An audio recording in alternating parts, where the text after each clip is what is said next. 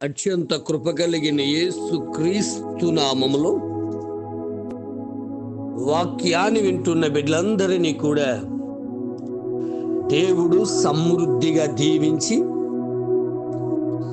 ఆశీర్వదించునుగాక. ఆమేన్.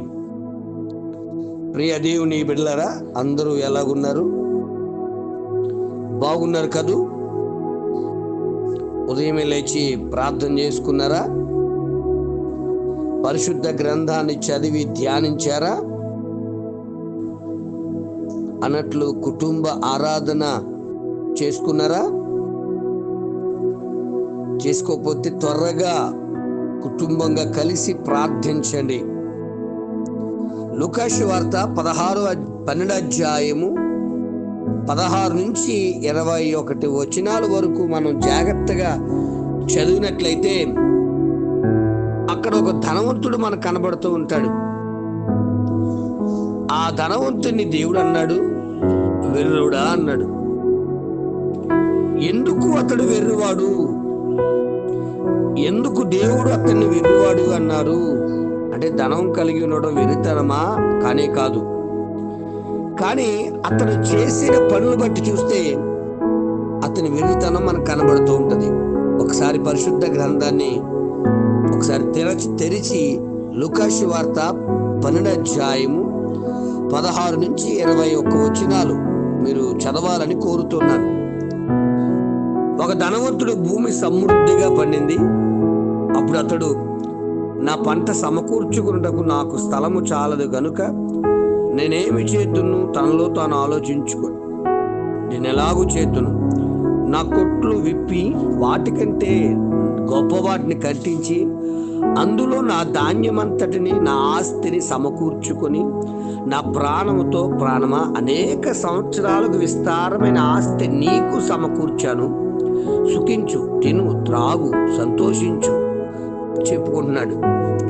అయితే దేవుడు రాత్రి, వెర్రుడా, నీ ప్రాణాన్ని నేను అడుగుచున్నాను, నువ్వు సిద్ధపరిచినవి ఎవని వగునని అతడితో చెప్పాను.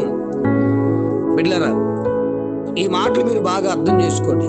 నేను చదివిన భాగంలో నేను, నాది, నాది అని ఆ ధనవంతుడు 8 సార్లు పలకడం మనం చూస్తున్నాం. బిడ్డ, నాది, నేను అనే మాట ఎక్కువగా ఎవరు మాట్లాడతారంటే స్వార్థపరులు మాట్లాడతారు. నేనే బాగుండాలి, పక్కడు పోవాలి, నేనే నేనే నేనే నేను అయి అనే పదం అహమునకు చూచిన. బిడ్డ, ఈ ధనవంతుని దేవుడు ఎందుకు వెర్రివాడు అన్నాడంటే స్వార్థపరులు, అహంకారము కలిగిన వారు, తమకేదో తెలుసని, అంతా తామేనని విర్రవీగుతూ ఉంటారు. దేవుని దృష్టిలో అహంకారులు, స్వార్థపరులు వెలువరే. ఆలోచన చేద్దాం దయచేసి. దేవుడు సమృద్ధిగా ఇతనికి పంటనిస్తే మరి పంటనిచ్చిన ప్రభువుని స్తుతించడం మానేసి తన్ను గొప్ప చేసుకుంటున్నాడు. ఈ రోజున ఉద్యోగం ఇచ్చాడు దేవుడు నీకు. దేవుడిచ్చిన ఉద్యోగాన్ని దేవుని కనపరచడం మానేసి, అబ్బా నేనెంత కష్టపడిపోయాను, అది ఇది అని చెప్పేసి పెద్ద గొప్పలు చెప్పేవారు చాలా మంది ఉంటారు. ఇంకా చెప్పాలంటే దేవుడిచ్చిన ఉద్యోగం ఎదురుగా దేవుడు అయిపోతూ ఉంటది కొంతమందికి. అందుకే అంటారు కదా పరిశుద్ధ గ్రంథం, వారి కొడిపే వారికి దేవుడు, వారి పనే వారికి దేవుడు. మరి పెద్దలు అంటారు వర్క్ ఈజ్ వర్షిప్ అని. ఇలాంటి స్టేట్మెంట్లు బాగానే ఉంటాయి. కానీ ఆ ఉద్యోగం ఇచ్చింది ప్రభు, ఆ ఆస్తినిచ్చింది ప్రభు, ఆ పంటనిచ్చింది ప్రభు, ఆ ఐశ్వర్యం ఇచ్చింది ప్రభు. ప్రభుని విడిచిపెట్టి ఐశ్వర్యాన్ని, ఆస్తిని, పంటని గౌరవిస్తున్నావేమో జాగ్రత్త. మొదటి మాట, అతడు అహంకారంతో, స్వార్థంతో ఉన్నాడు కాబట్టి దేవుడు అతన్ని వెర్రివాడు అన్నాడు. రెండవది, మరి దేవుడిచ్చిన దానిని బట్టి దేవుణ్ణి కనపరచడం మానేసి తన్ను తాను కనపరుచుకుంటూ ఉన్నాడు. మూడవదిగా, తినుము, త్రాగుము, సుఖించుమంటున్నాడు. బిడ్డ, సంతోషించుమని కూడా అంటున్నాడు. ఆలోచన చేద్దామా? అంటే అంటాడు కదా, తినటం, త్రాగడం, సుఖించడం, సంతోషించడం అంటే ఒక తిండిపోతుగా, ఒక సోమరిపోతుగా కనబడుతూ ఉన్నాడు. ఆలోచన చేయి. తినాలండి, బ్రతకడం కోసం తినాలి. తినటం కోసమే బ్రతకూడదు. దేవుడిచ్చిన దాన్ని బట్టి సంతోషిస్తూ, నేను చెప్పాను కదా, వారు కడుపే వారికి దేవుడు పొద్దుడు మొదలెట్టుకుని ఇంకా ఏమి కొంతమంది మరి ఏ పని చేయకుండా ఆత్మాల మెషిన్ ఆడించినట్టుగా ఆడిస్తూనే ఉంటాను ఒకటిని. తమ్ముడు చెల్లి, దయచేసి తిండిపోతాను, సోమరిపోతాను, మరి తిరుగుపోతాను, తిట్టుపోతాను, నీ జీవితాన్ని పాడు చేస్తుంది నాన్న. మరి ఆలోచించి దయచేసి దేవుని సందులో కనిపెట్టుకుని అనుభవంలోకి రావాలి. లేదో దేవుడు నిన్ను కూడా వెర్రివాడా అంటాడు. మరొక మాట నేను తెలియజేకి ఇష్టపడుతుంది. దయచేసి ఎందుకు దేవుడు వెర్రివాడు అన్నాడు అంటే, అన్నాడు కదా, నేను అనేక సంవత్సరాలకు సరిపడినటువంటి పంటను సమకూర్చేశాను. బాగా అర్థం చేసుకోండి, అనేక సంవత్సరాలకు సరిపడిన విస్తారమైన ఆస్తి సమకూర్చబడింది.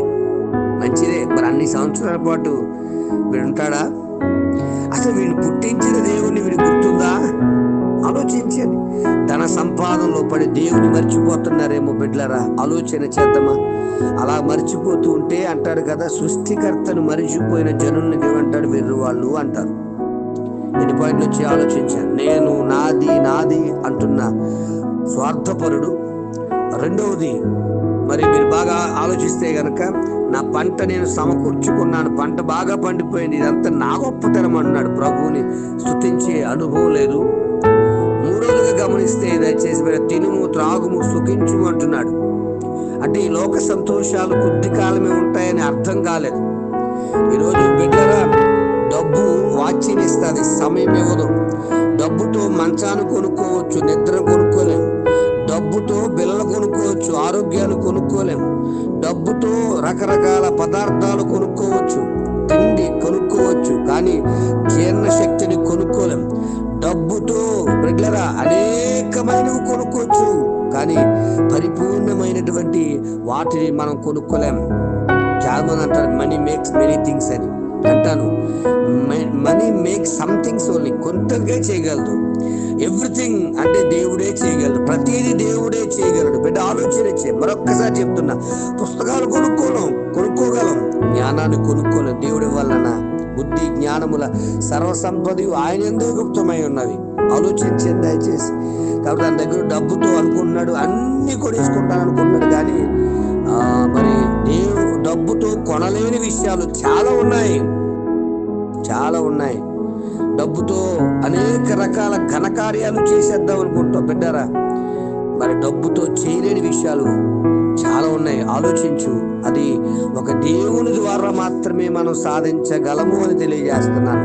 అందుకే దేవుడు ఇతను ఏమంటున్నాడు, వెర్రివాడా అంటున్నాడు. బిడ్డ, చాలా విషయాలు ఉన్నాయి. సమయమైంది, దయచేసి ఆలోచించే మిగిలిన విషయాలు కూడా దయచేసి మీరు ధ్యానించాలని కోరుతున్నాను. మొదటగా నాది నాది అంటున్నాడు. తనది కానిది భూలోకం మీద ఎన్నెన్నో ఆశలు పెట్టేసుకుంటూ ఉన్నాడు. దేవుని మర్చిపోయాడు, స్వార్థంతో నలిగిపోతున్నాడు, అహంకారంతో ఉండిపోయాడు. సుఖించు, తిను, సంతోషించు అంటున్నాడు. అసలు సంతోషం ఎక్కడుందో, నిజ సంతోషం దేవుని దగ్గర ఉన్నదని మాట మర్చిపోయాడు.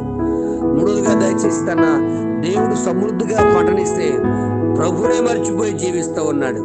మరి తను సంపాదించిన ఆస్తి ఎవరి కొరకో కూడా అర్థం కాకుండా జీవించేశాడు బిడ్డ. మరి ఇలాంటి పరిస్థితులు ఉన్న వాణిని దయచేసి అన్న మాట వెర్రివాడా అని.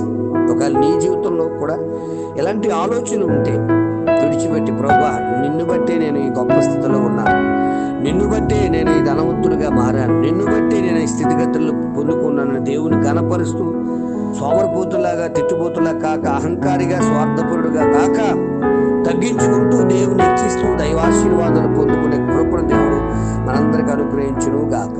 ఆమేన్. తండ్రి నీకు స్తోత్రాలయ్యా. ఉదయకాల సమయంలో మాతో మాట్లాడిన మాటను బట్టి స్తుతిస్తున్నాను. నిజమే, సృష్టికర్త నిన్ను మరిచి సృష్టిలో ఉన్న వాడిని వెంబడిస్తూ ఉంటే మేము వెర్రివారమేనైనా. నాది నా గొప్ప అనుకుంటే గనక, అయ్యా పైకి చూస్తే సర్వాధికారి నీవు గొప్పనైనా, మేమెంతనైనా. కనుక ఈ విధముగా తగ్గించుకుంటూ నిన్ను ఆరాధిస్తూ నిన్ను మహిమపరుస్తూ, అయ్యా సుఖభోగాల వైపు కాక నీ సందులో గోజాడే అనుభవాన్ని నాకును నీ బిడ్డలకును కుటుంబానికి అనుగ్రహించి బలపరచుమని మరొక్కసారి సంఘ బిడ్డలను, ఈ గ్రూపులో ఉన్న బిడ్డలను, వాక్యాన్ని వింటున్న బిడ్డలను, ఈ గ్రూప్కి ప్రభు వాక్యాన్ని షేర్ చేసిన బిడ్డలను, నీ సేవను చేస్తున్న బిడ్డలను ఆశీర్వదించి అభిషేకించి వర్ధలింపజేసి రక్షించి నడిపించి స్థిరపరచు బలపరచు మహిమ పొందమని వారి ఆశలు వారి కోరికలు తీర్చి నీ కొరకు నీ నా మహిమార్థంగా జీవించే భాగ్యము దయచి యేసు నామమున అడుగుచున్నాను తండ్రి, ఆమేన్. ప్రార్థనా అవసరం కొరకు నా సెల్ నంబర్ 9866958571. ప్రభు కృప మీకు తోడుగా ఉండును గాక. ఆమేన్.